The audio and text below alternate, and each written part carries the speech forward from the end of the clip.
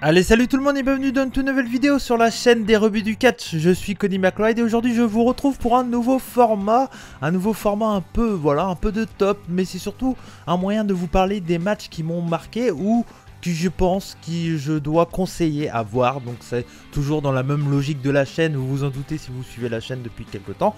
Et si vous êtes là pour la première fois, n'hésitez pas à vous abonner, à liker la vidéo si elle vous plaît, bien sûr après l'avoir vue, ça fait toujours plaisir. Ici je suis là pour vous partager la passion que j'ai pour le catch et c'est pour ça que je voulais tout simplement faire un espèce de top, on va dire un top 5, mais il n'y a pas vraiment d'ordre, hein. Voilà, vous allez vite vous en rendre compte. C'est tout simplement les matchs des années 80 qui sont à voir même en 2021, parce que souvent quand je parle d'anciens matchs avec certains fans de catch, on me dit ouais, les matchs des années 70, 80, c'est un peu vieux, ça a mal vieilli, etc. etc. Et bien moi, aujourd'hui, je vous propose 5 matchs, une petite sélection de 5 matchs qui sont à voir même en 2021, qui pour moi, selon moi, n'ont totalement pas vieilli. Et donc voilà, donc il y aura plusieurs années différentes. À chaque vidéo, je ferai, par exemple, là c'est les années 80, mais ça pourrait être les années 80 du côté du Japon, les années 90 chez WWF, etc. etc. Et aujourd'hui, c'est les matchs à voir des années 80, même en 2021, qui sont disponibles uniquement sur le WWE Network. Et donc c'est des matchs que vous en doutez qui sont soit de WWF, NWA, etc. etc. Donc voilà, et aussi j'ai fait en sorte de prendre juste un match par catcheur. Donc ça veut dire que il y a un match de Ric Flair par exemple, un match de Macho Man, etc. etc. Parce que oui, sinon vous en doutez, j'aurais mis que des matchs de Ric Flair. Et l'objectif c'est aussi, pourquoi pas, vous faire découvrir des anciennes gloires des années 80 aux plus jeunes d'entre vous, et également vous rappeler des bons souvenirs aux plus anciens d'entre vous. Donc voilà, c'est encore une fois de la passion, c'est ce qui se passe sur la chaîne des rebuts du catch, et j'espère bien entendu que cette vidéo va vous plaire. Et donc c'est parti pour les matchs à voir des années 80, même en 2021.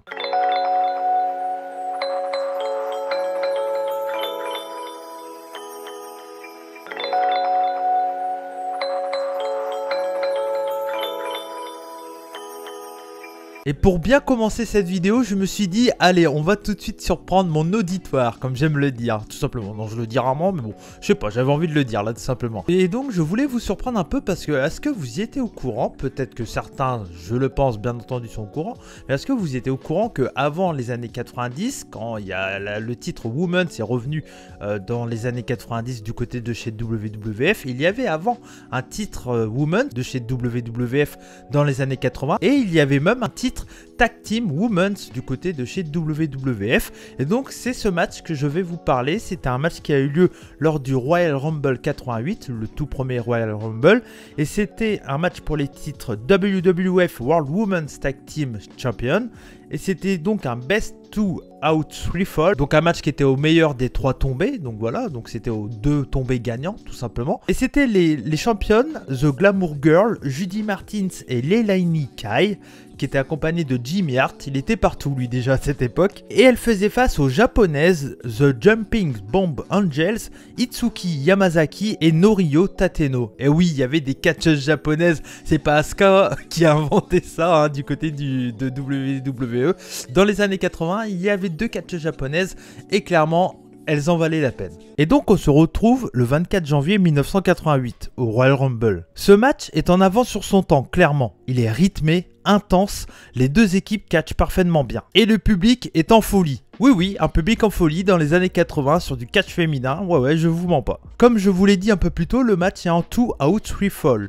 Donc pas trop de surprise si je vous dis que ça va se jouer en 3 tombées. Et pour autant, le booking tient debout. Et il est tellement plus intelligent des 3/4 des matchs féminins actuels chez WWE. En tout cas, dans le main roster. On y voit également des moves techniques ou hautes souplexes plus ou moins utilisés actuellement. Une vraie surprise en plein milieu de cette carte du tout premier Royal Rumble, à voir clairement pour tous les amoureux de catch féminin. On enchaîne dans cette liste des matchs à voir des années 80, même en 2021, avec là tout simplement un classique de chez classique. Mais je me devais au moins de parler d'un gros classique des années 80. Et là clairement, si c'est peut-être pas le match un de mes matchs favoris des années 80, en tout cas ça en fait partie. Donc voilà, c'était bien entendu Randy Savage qui est accompagné de Miss Elizabeth contre Ricky Steamboat qui était accompagné de George Steele, The Animal Steele. Et c'était bien entendu pour le titre WWF Intercontinental Title. Et bien entendu c'était le 29 mars 1987 à WrestleMania 3. Je ne pouvais pas parler des matchs des années 80, voire même en 2021, sans parler de ce match, considéré pour certains comme l'un des meilleurs matchs de tous les temps dans un WrestleMania. Ce match est un classique de storytelling bien fait. Il est clairement en avance sur son temps, au point de vue in-ring, un must-see que tout bon fan de catch se doit au moins voir une fois dans sa vie. Un match qui a été appris à 100% par les deux catcheurs, c'est quelque chose d'assez surprenant, mais quand on sait l'info et qu'on le regarde, oui effectivement ça se voit, mais ça n'empêche que c'est vraiment incroyable. Il est ce qu'on peut appeler un véritable show stealer, et bien entendu un match qui n'a pas vieilli même en 2021. Allez, on a eu un peu de catch féminin, un bon gros match solo 1 contre 1 et on est parti du côté de la division tag team des années 80 avec tout simplement un match de SummerSlam 89. C'était le 28 août 1989 et là, un duel entre deux équipes qui sont clairement légendaires et qui ont marqué plein de fans et plein de catcheurs actuels. Hein, voilà, quand je vais vous dire les noms, ça va vous parler à mon avis si vous êtes fan de All Elite par exemple. Hein, petit indice. C'était tout simplement les Brain Busters, Arn Anderson et Tully Blanchard. Ça vous dit quelque chose ou pas là? Qui était bien sûr accompagné de Bobby the Brain Heenan contre la Hart Foundation, Bret Hart et Jim Neidhart. Alors oui, ce match est peut-être pas le plus incroyable dans les manœuvres in-ring, même s'il y a des manœuvres qui restent actuelles et qui sont clairement en avance sur son temps. Mais là où le match est pour moi une pépite, c'est dans la construction. Le match n'est pas un match de championnat et la Hart Foundation doit montrer à tout le monde qu'il mérite un match pour le titre. Au début, le match est une grosse domination des Canadiens et les champions sont surpassés, mais les Brainbusters arrivent à revenir dans le combat avec plein de techniques de heel ou autres blind tag parfaitement exécutées. Sans oublier le travail incroyable de Bobby the Brain Heenan à l'extérieur du ring, qui permet à son équipe de faire tout ça. Un style de catch qui est toujours d'actualité quand on voit des équipes comme FTR, Grizzly Young Veterans ou encore The North l'année dernière. Un travail hyper intelligent et qui mérite qu'on regarde tout ça de plus près. Ce genre d'équipes ont clairement marqué des générations de fans et de catcheurs comme je l'ai dit un peu plus tôt. Comment parler des matchs des années 80 sans parler de l'un de mes catcheurs préférés ever, à savoir Ric Flair. Et dans ce match qui est clairement historique, tout simplement parce que c'était le premier main event d'un Clash of the Champions, il faisait face à Sting pour le titre de NWA World Heavyweight Title et c'était le 27 mars 1988. Un match qui est déjà historique avant même qu'il ait lieu pour plusieurs raisons. Comme je vous l'ai dit, c'est le premier main event des shows Clash of the Champions qui a clairement marqué le monde du catch pour toujours. Et puis, il fait partie des nombreux matchs exceptionnels que les deux hommes ont eu ensemble. On est en 1988, mais tout est déjà présent.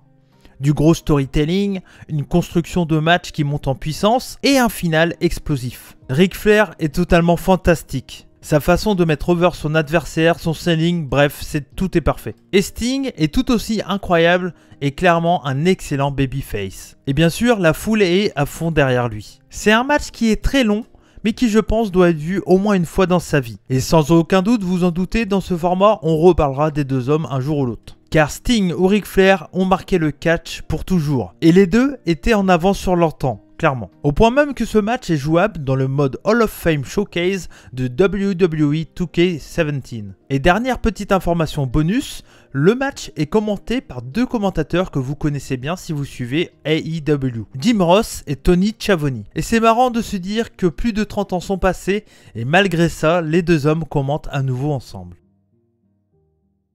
Et pour ce dernier match, j'ai choisi un petit match bien violent, une belle brawl à l'ancienne. Un match qui a marqué aussi les esprits parce que c'était le premier de ce style-là. C'était tout simplement à Starrcade 1983, Flair for the Gold, c'était le nom du show. Et c'était le 24 novembre 1983 dans un dog collar match, Roddy Piper contre Greg Valentine. Un match qui est très violent, Mais voilà, un match marquant et je me devais au moins de parler d'un bon gros match bien violent comme j'aime bien. Hein, voilà. Si vous vous demandez qu'est-ce que c'était une brawl dans les années 80, clairement ce match de 83 est fait pour vous. Parce que dans ce match, c'est ce qu'on a. Une vraie bagarre dans le premier Dog Collar match. En tout cas, un match qui s'appelait comme ça, parce que ça existait déjà des chain match qui étaient à peu près le même style, mais la première fois où les deux hommes étaient attachés via des colliers de chien et une chaîne, c'est dans ce match-là en 1983. C'est clairement la même stipulation qu'on a vu l'année dernière du côté de chez All Elite entre Cody Rhodes et le regretté Brody Lee. Au passage, pour ceux qui s'en souviennent, on avait Greg Valentine qui était à ce match-là dans le public et donc voilà, c'était un rappel de ce premier match Dog Collar match. Ce match de 83 est terriblement violent et saignant pour l'époque et même pour maintenant. Ici, pas de grosses souplexes ou belles soumissions, etc., etc. On n'est pas là pour voir du catch, on est ici pour voir de la grosse bagarre intense et violente. Ce match a clairement sa place dans cette liste, même si je pense qu'il ne doit pas être vu par tout le monde à cause de la violence, mais c'est quand même un match marquant des années 80. Clairement, vous regardez n'importe quel top, il y a au moins ce match-là de sûr, et je pense qu'il a vraiment bien vieilli pour 2021, donc c'est clairement un match que je peux que vous conseiller des années 80, voire même en 2021. Et voilà pour cette sélection de matchs, des matchs à voir des années 80, à voir même en 2021. J'espère que cette vidéo vous a plu. N'hésitez pas à laisser un like, vous l'avez bien compris. J'ai choisi de choisir un match par catcheur et que des matchs disponibles également sur le WWE Network. Peut-être que dans le futur, je ferai d'autres listes avec des matchs qui ne sont pas disponibles sur le WWE Network. Donc voilà, il y aura de quoi avoir plein d'autres matchs, etc. Mais si vous êtes plus jeune ou un peu plus ancien, que vous avez moins connu ces années-là et tout, voilà, vous avez de quoi regarder 5 matchs et quand même vous dire que mine de rien, le catch, quand c'est bien fait, c'est intemporel. Donc clairement, je peux que vous conseiller d'aller voir tout ça. Merci à vous d'avoir regardé cette vidéo. C'était Cody McLeod des rebuts du catch, comme on dit chez nous, Banzai. Et surtout, n'oubliez pas, soyez curieux et vive le catch. Ciao!